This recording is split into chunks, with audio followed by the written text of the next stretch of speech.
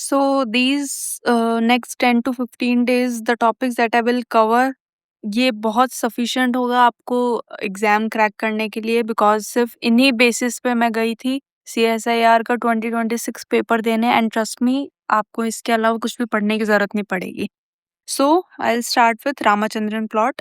ये हेल्प करता है सेकेंडरी स्ट्रक्चर को स्टडी करने में एक प्रोटीन की. क्यों जरूरत पड़ी? क्योंकि जो प्राइमरी स्ट्रक्चर होता है प्रोटीन का वो लीनियर होता है.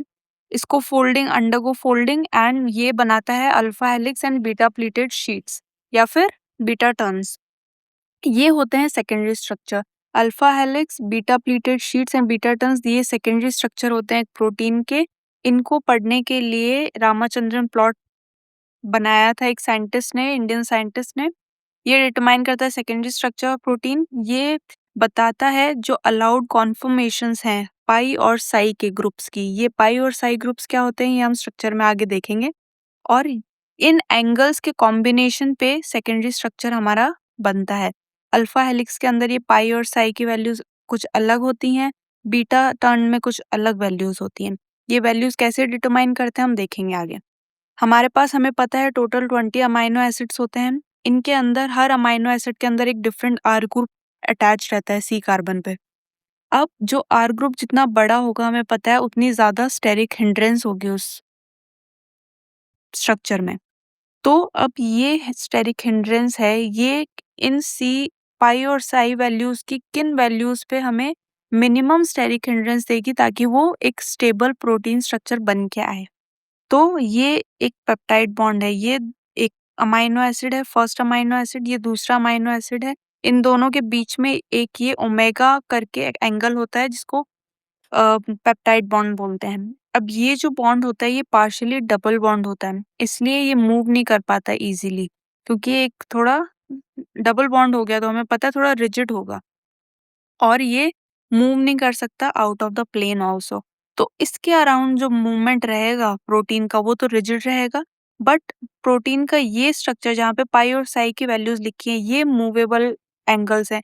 अब इनकी जो ये किस कॉन्फॉर्मेशन में आता है कि किस स्टेबल स्ट्रक्चर को फॉर्मेशन प्रोवाइड करेगा. तो ये जो डबल डब्ल्यू स्ट्रक्चर है ये साई होता है और एक ये वाला फाई होता है. फाई जो होता है वो सी अल्फा और एन के बीच में होता है. ये एन है एक अमाइनो एसिड दूसरे अमाइनो एसिड का, और ये सी अल्फा दूसरे अमाइनो एसिड का. इन दोनों के बीच में होता है फाई, और सी अल्फा और सी के बीच फर्स्ट अमाइनो एसिड के बीच में होता है साई. तो सी और सी के बीच में होता है साई और सी और एन के बीच में होता है फाई. अब हमें क्या देखना है कि जो सी और एन के बीच जो पेप्टाइड बॉन्ड है ओमेगा बॉन्ड है ये रिजिड है, नो फोल्डिंग. जो सी अल्फा और एन के बीच में है वो हमें पता है फाई एंगल है.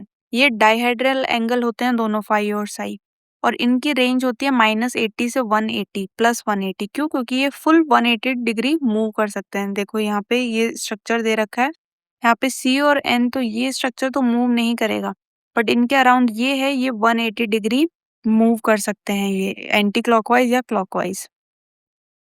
तो दो साइड R1 और R2 ग्रुप्स जो इसके अटैच रहते हैं अमाइनो एसिड के, ये क्रिएट करते हैं स्टेरिक हिंड्रेंस हमें पता है, और प्रिवेंट करते हैं free movement of the protein along the phi and psi angles. These phi and psi angles determine how much protein can freely exist along with these angles. तो ये कितना फ्रीली प्रोटीन मूव कर सकता है ये इसकी स्ट्रक्चरल स्टेबिलिटी को बताता है. अब ये जो दोनों बॉन्ड्स हैं ये रोटेट कर सकते हैं and can move out of the plane both clockwise and anti clockwise. तो ये मूव कर सकते हैं क्लॉकवाइज तो 90 से 180 और एंटी क्लॉकवाइज -90 से -180. अब by flipping along some particular angles shown in the plot, the protein acquires its stable structure. तो ये किस एंगल पे मूव करेगा वो इसकी बताएगा स्टेबिलिटी को प्रोटीन की. अब स्टेबिलिटी एंगल्स को देखते हुए एक ग्राफ डिजाइन किया गया जहाँ पे अलाउड एंगल्स हमें बताए. अब ये जो फाई वैल्यू है नीचे की तरफ ये 0 से लेके +180 भी है, 0 से लेके -180 भी है. नेक्स्ट यहाँ पे जो साई वैल्यू है ये भी 0 से +180 भी है और -180 भी है.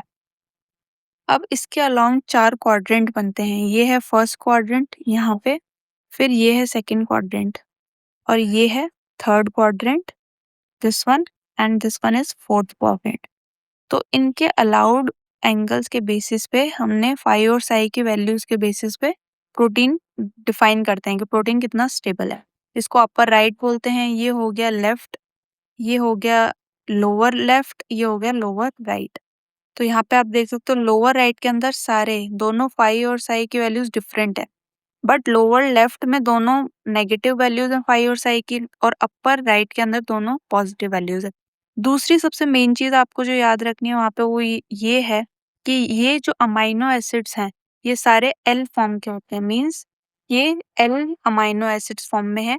डी के अंदर एग्जिस्ट नहीं करता, डी के अंदर सिर्फ कार्बोहाइड्रेट्स एग्जिस्ट करते हैं, जैसे डी ग्लूकोज हो गया, डी मैनोज हो गया। तो कार्बोहाइड्रेट्स तो डी फॉर्म में हमेशा एग्जिस्ट करेंगे और अमाइनो एसिड्स हमेशा एल में करेंगे। डी में भी कर सकते हैं अमाइनो एसिड, बट उसके अंदर प्लॉट के एंगल्स कुछ डिफरेंट हो जाएंगे, वो भी हम नेक्स्ट डिस्कस करेंगे। जो इस प्लॉट के अंदर मैक्सिमम एरिया है वो है ग्लाइसिन का।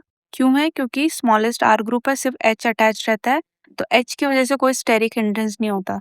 तो इसकी वजह से क्या होता है, एंगल्स की जो रेंज है वो बहुत ब्रॉड हो जाती है, वो 90, 80, 180 किसी भी एंगल पे एग्जिस्ट कर सकता है, इसलिए इसका मैक्सिमम एरिया है।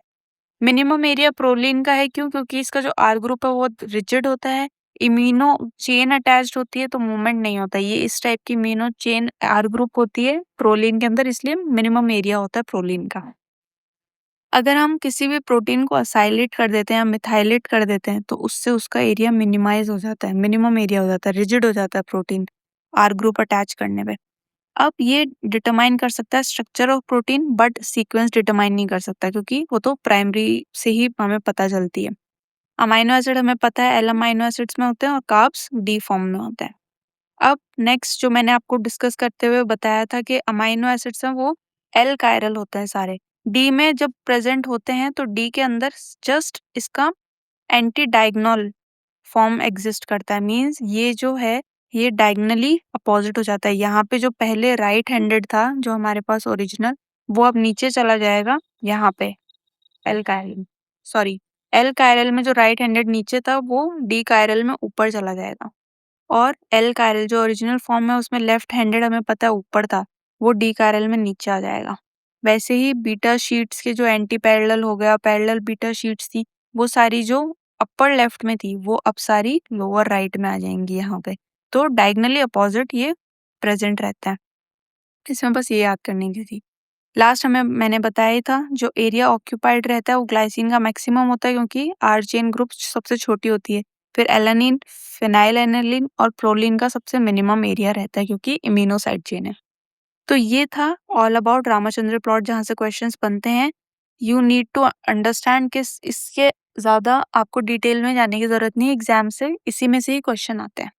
या फिर आप सबसे मैक्सिमम जो याद रख सकते हैं वो इनकी वैल्यूज़ हैं कि लेफ्ट हैंडेड अल्फा हेलिक्स आपसे पूछा जाएगा तो आपको पता होना चाहिए उसके दोनों फाई और साई वैल्यूज़ पॉजिटिव है, और जो एंटी पैरेलल बीटा शीट्स है उनमें साई की वैल्यू पॉजिटिव है, फाई की नेगेटिव है।